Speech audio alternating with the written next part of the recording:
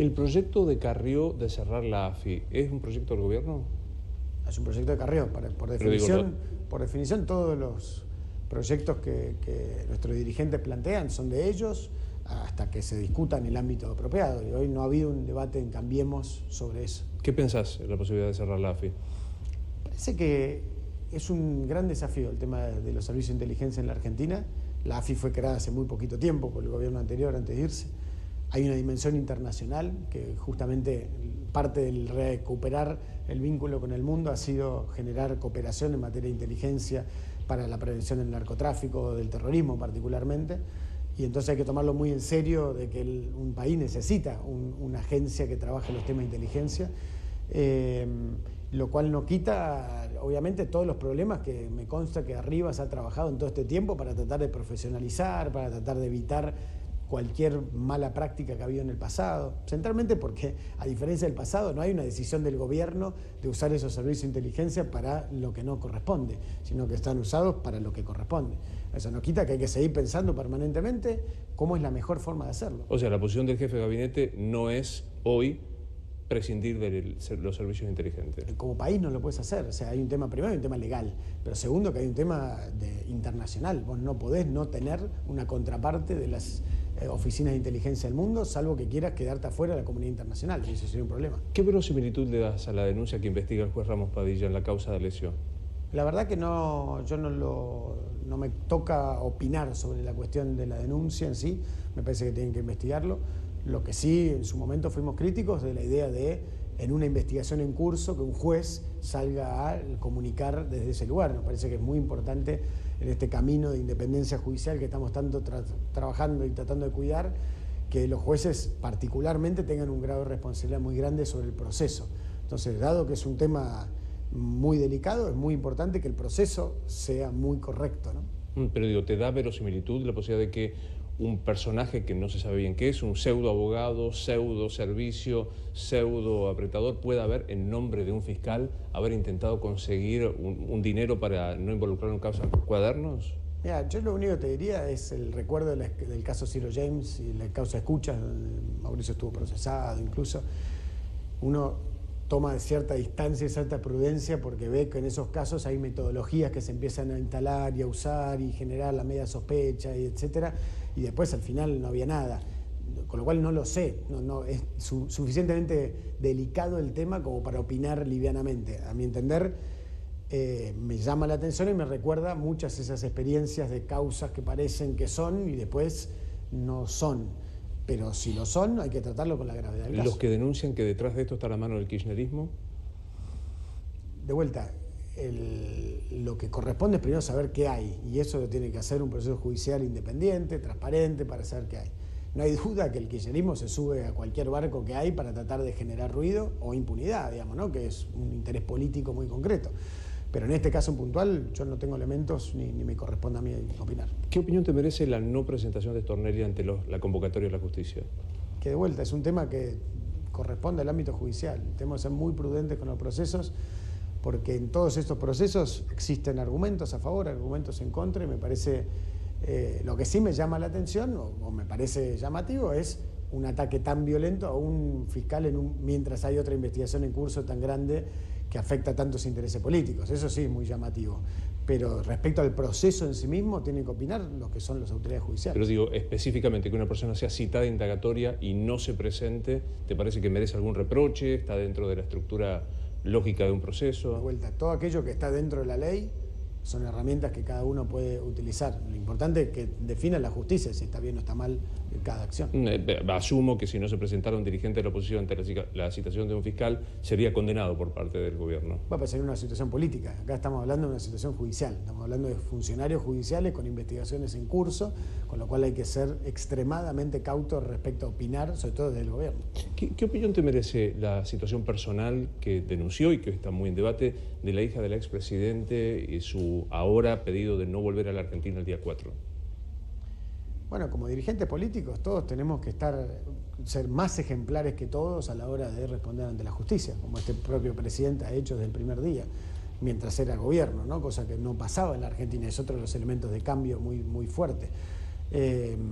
A partir de ahí, digamos, me da la sensación que sobre todo este tema de tratar de politizar un tema judicial es un recurso que aleja la posibilidad de ir al fondo de la verdad. Si ella está tan tranquila, que no tiene nada que ver y que no ha hecho ningún ilícito, están todas las garantías necesarias en el proceso judicial argentino para que en el proceso judicial se pueda presentar. Me parece que tratar de politizarlo, irse a otro país, no volver, genera un poco más de sospechas sobre cuán tranquilos están sobre el tema. ¿Viste el video que hizo la presidenta, Sí. el expresidente? Sí, lo vi. ¿Qué opinión tenés? Esto me parece que en los temas judiciales la politización dramática no tiene mucho lugar. Me parece que acá, en todo caso, si hay argumentos, digamos, donde ella siente que está falsamente acusada, tiene que poder explicarlos y tiene las instancias judiciales para hacerlo. Todo lo otro me parece que, si bien es por ahí útil para su núcleo de seguidores, no es algo que fortalezca institucionalmente el país, ¿no? Me parece que, sobre todo una expresidenta, debería tener en mente, y todos nosotros tenemos que tener en mente, es construimos o no construimos institucionalidad con nuestras acciones. Porque al final del día eso es lo único que queda. O sea, de acá a 10, 20, 30 años somos una anécdota nosotros. Pero lo que hicimos institucionalmente es muy importante. Entonces, creo que la expresidenta, desde el día 1 que se fue del gobierno, ha pisoteado las instituciones democráticas permanentemente, en términos de su discurso, de su retórica, de su mensaje, de sus acciones. Y creo que eso, en todo caso, habla mal de ella, no del resto. Algunos integrantes de la coalición de gobierno consideraron que era inadmisible la salida de un expresidente con 5 procesamientos con prisión preventiva, 11 y demás. Personalmente, ¿qué opinás? Es una decisión de la justicia. De vuelta, creo que más aún en un caso vinculado a una expresidenta, con la sensibilidad política que eso trae, es que la justicia tiene que asumir su responsabilidad y tomar las decisiones que correspondan. ¿Qué opinión te merecen los videos que están circulando hoy, desde el Macri la puta que te parió, con el signo de interrogación final? Parece que son expresiones que surgen, digamos, de mucha gente que siente un poco de bronca ante esta idea de plantear como que no ha pasado nada bueno, de un ataque permanente al presidente. Creo que tiene que ver también con la época en la que vivimos, ¿no? Donde permanentemente van surgiendo expresiones porque la gente se siente cada vez más generadora de contenido y de producto y de conversación. Eso, básicamente. ¿Te parece que, como dice la oposición, nacen de sectores vinculados al gobierno? Seguramente, hay gente cercana al gobierno que puede plantear eso, sí, pero tampoco me parece que diga nada demasiado agresivo ni nada. ¿No te resultaron agresivos? El canto me parece agresivo. Poner el canto, en todo caso, para ponerlo en crisis, no me parece agresivo. ¿Y me parece replicarlo? que incluso estas cosas hay... Bueno, de vuelta, me parece que tomar con humor, en parte, o tratar de naturalizar un poco para sacarle dramatismo a los insultos, esas agresiones, también es una contribución. No, me parecería mal si ese mensaje fuera a la inversa diciendo lo mismo sobre otro dirigente político, pero en todo caso, si hay gente nuestra que siente que eso es una expresión casi de catarsis o de decir, mirá, frente a esta agresión, mira todo esto bueno que ha pasado, no me parece tan mal. Digo, es cierto, es una mirada esa, ¿no? Lo de decir pero sería distinto si el gobierno hiciera ese aviso, o Cambiemos iría ese aviso, pero eso no o los trolls. Los trolls no existen, Luis. Yo creo que eso es un gran problema de comprensión sobre cómo funciona hoy la comunicación. De verdad, creo de verdad. ¿El gobierno no tiene trolls? Por supuesto que no. Por supuesto que no. Y la mejor prueba de eso, vamos 40 meses de gobierno, muchos han dicho mucho sobre el tema y nadie ha aportado una sola prueba de nada porque no existe. Lo que no quiere decir que haya gente que se dedique a esas cosas, como hay del kirchnerismo, de otras expresiones políticas o de otros temas. Pero no lo hay, por supuesto que no. Y aparte es el gobierno que por lejos más transparencia ha puesto en cada uno de los centavos públicos que usamos en comunicación. Y aparte, de verdad, creo que es como la extensión de un reflejo dirigencial. Un reflejo que todo es manipulable. Toda expresión comunicacional es fruto de alguna tranza, algún arreglo, de alguno que maneja algo oscuro detrás. Y creo que el problema es que no entienden que hoy hay una sociedad crecientemente autónoma que en algún punto vuelve obsoleto mucho ese debate y que en algún punto nos vuelve obsoletos a nosotros, Luis. Pero Marcos, mutuamente, en el sentido de este lugar, de la Casa Rosada, porque hoy por hoy la conversación se vuelve mucho más horizontal. Dentro de esa horizontalidad hay cosas malas que suceden. Hay gente que agrede, hay gente que hace discurso del odio, hay gente que reparte mentiras, sí, por supuesto. También lo hay en el mundo del poder, pero también lo hay. Pero de ahí a darle una intencionalidad política o una idea peor aún, del gobierno, creo que es no comprenderlo. Y entiendo entiendo, te juro que entiendo el cortocircuito que se le genera a muchos. Es decir, no, digo algo y me atacan en las redes, pero creo genuinamente que, al igual que nosotros tenemos que hacer el trabajo todos los días de decir, sí, hay gente que nos está criticando y por ahí con elementos, que puede haber gente autónoma que expresa su opinión de forma directa que antes no lo hacía. Sin duda que hay un universo de gente que autónomamente se expresa y que ha encontrado un canal de decir lo que piensa que antes no existía, está monopolizado por los medios masivos de comunicación tradicionales. Hillary Clinton en los Estados Unidos, la Unión Europea no desconocen la existencia de sistemas, organizaciones sistemáticas dedicadas a imponer una determinada cuestión. ¿El kirchnerismo no tenía trolls? Por supuesto.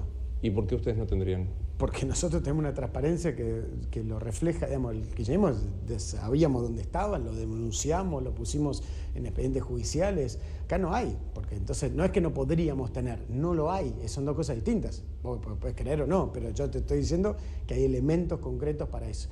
Ahora, otra cosa son los elementos de manipulación que se pueden generar a partir de las redes, eso es otra cosa. Y es súper delicado el tema porque es un desafío nuevo que no creo que responde necesariamente a que hay de vuelta 3 actores malos que generan eso, sino que estamos en un mundo donde las reglas de juego fueron diseñadas por otra sociedad en la que estamos viviendo. Hay un desfasaje muy difícil de resolver porque es en tiempo real. Mirá la masacre del otro día en Nueva Zelanda, ¿no? Horrible, que se transmitió en Facebook Live. Y uno dice, bueno, ¿qué responsabilidad tiene Facebook de eso? Porque uno lo mira con la misma lógica que si un medio de comunicación transmite eso en vivo, hay un montón de reglas por las que está violando. En este caso estamos en territorio inexplorado y obviamente es un problema, principalmente para Facebook y para la humanidad, pero si no es Facebook, mañana será otro, que es que todos tenemos uno de estos aparatitos que concentra una capacidad de producir contenidos en tiempo real que antes no existía. Entonces, ¿cómo se regula eso? No lo sé, no lo tengo tan claro. Creo que hay que tener una duda, porque todo el planeta está debatiendo esto en este momento. Pero creo que lo que no conviene es descartarlo siempre por la lógica conspirativa, porque creo que ahí vamos a empobrecer la conclusión. Para cerrar el tema trolls y medios de comunicación, ¿es correcto que el gobierno cree que debe hacerse la inversión publicitaria oficial, un 80% en los medios no tradicionales y un 20% en los medios tradicionales? Y te lo respondo más fácil, mirá los datos de nuestra inversión en los últimos 3 años y te vas a dar cuenta de lo fácil que es difamar sin mirar las pruebas. Digamos, no hay más del 5%, con suerte, de pauta a medios no tradicionales en el gobierno nacional. Y fíjate un dato que sería interesante en esto, porque hace la cuestión del cambio, Luis, la cuestión de la transparencia, ¿no? La ley de acceso a la información, gobierno abierto, poner toda la pauta online, todo transparente. ¿Cuántos gobiernos provinciales hoy hacen eso? ¿Cómo vos me podés certificar que eso no lo hace un gobierno provincial hoy?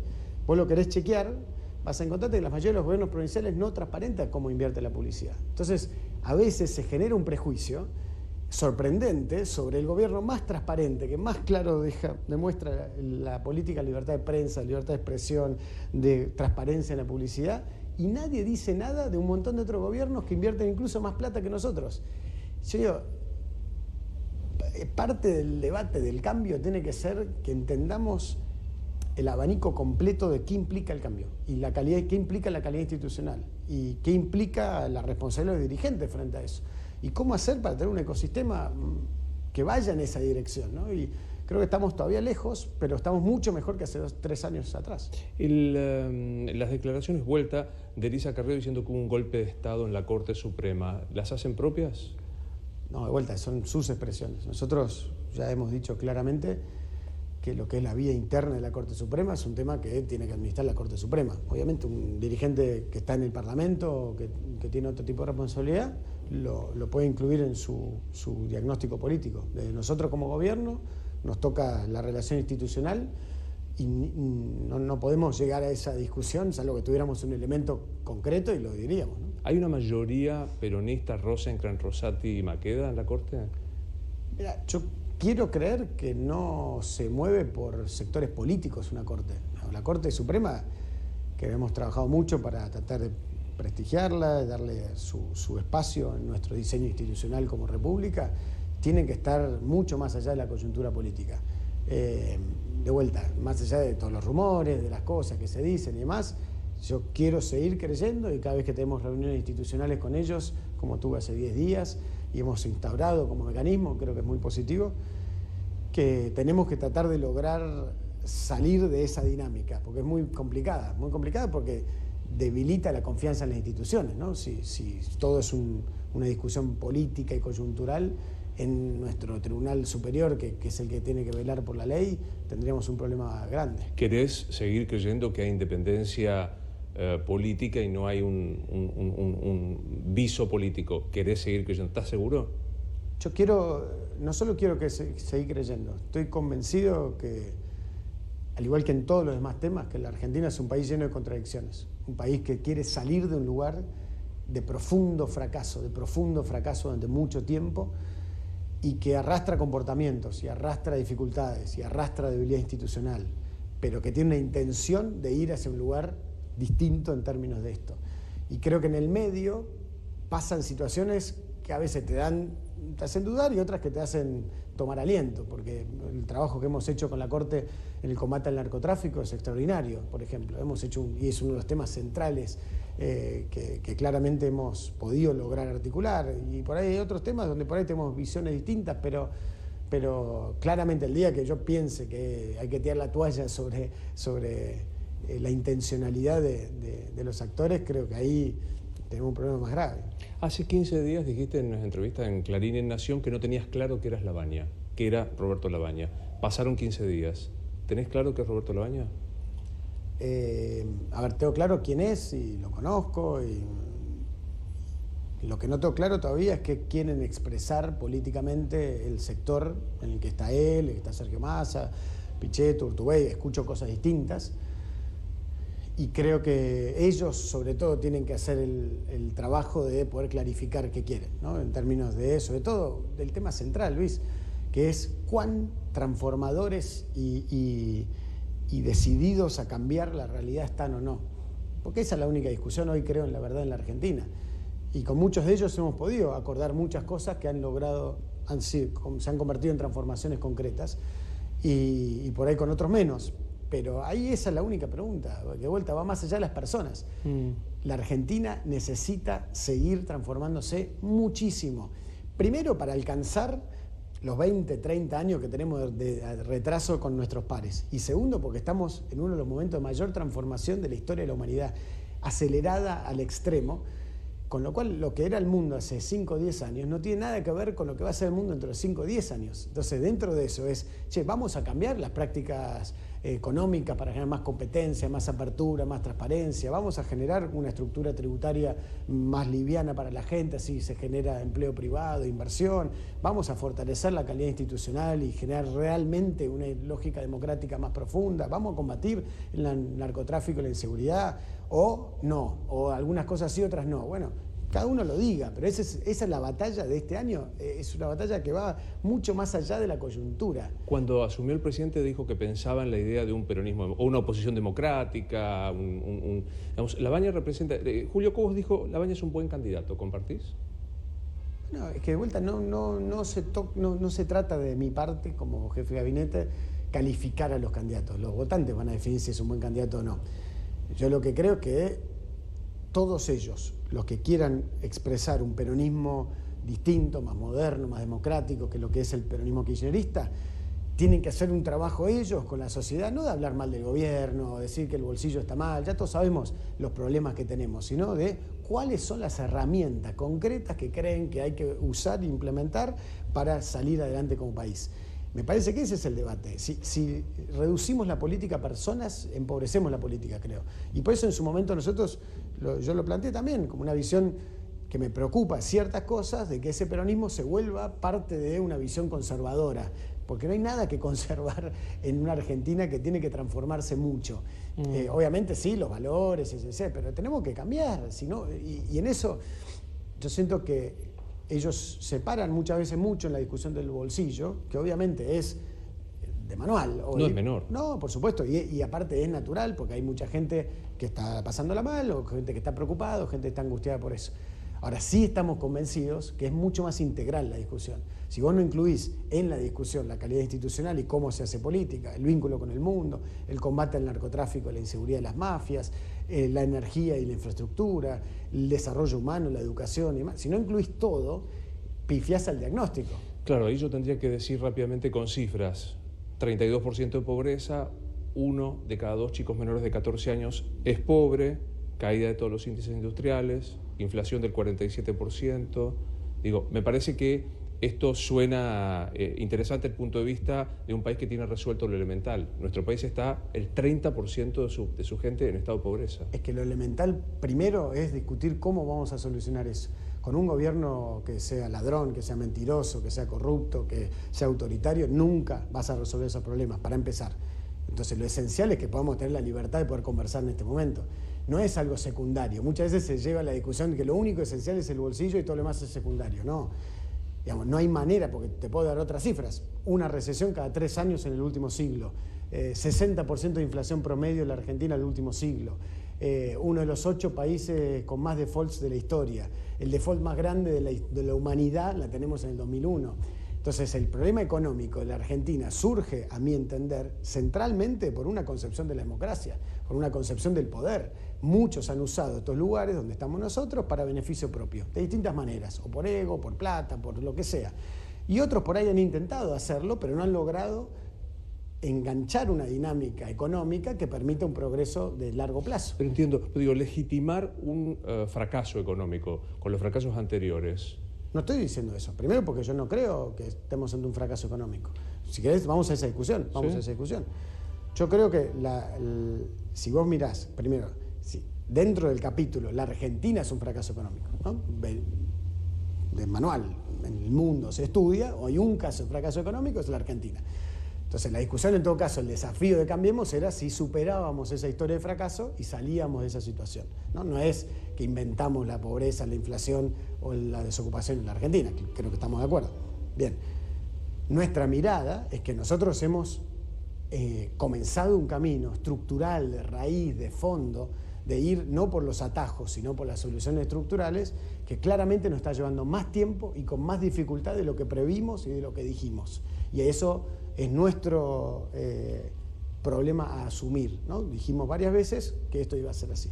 Ahora, claramente eso no es por un error a nuestro entender de diagnóstico o de herramientas, sino centralmente por una crisis que nos impactó a partir de hace un año atrás, llamado sequía y llamado cambio de condición de los mercados emergentes. Si eso no ocurría, la Argentina estaba en un camino de reducción de la pobreza, reducción de la inflación y de crecimiento. Pero te digo, planteémoslo en términos bien concretos, por ejemplo, la inflación.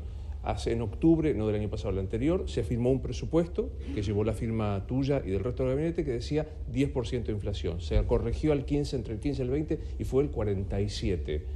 Es un error más que extensivo. Una crisis imprevista, no es que es un error.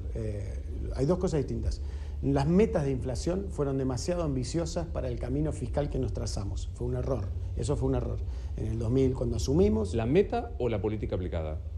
No, la diferencia entre las metas, que eran muy ambiciosas, de bajar rápidamente la inflación a un dígito, y un camino al equilibrio fiscal más lento, el gradualismo, que se iba a financiar centralmente con crédito externo. Eso, a nuestro entender, nos llevó a un problema, que es que subestimamos la dinámica de velocidad de baja de la inflación. Chile, Colombia, otros países, en su momento tardaron 8 o 9 años. Nosotros dijimos, lo vamos a tratar de hacer en 4.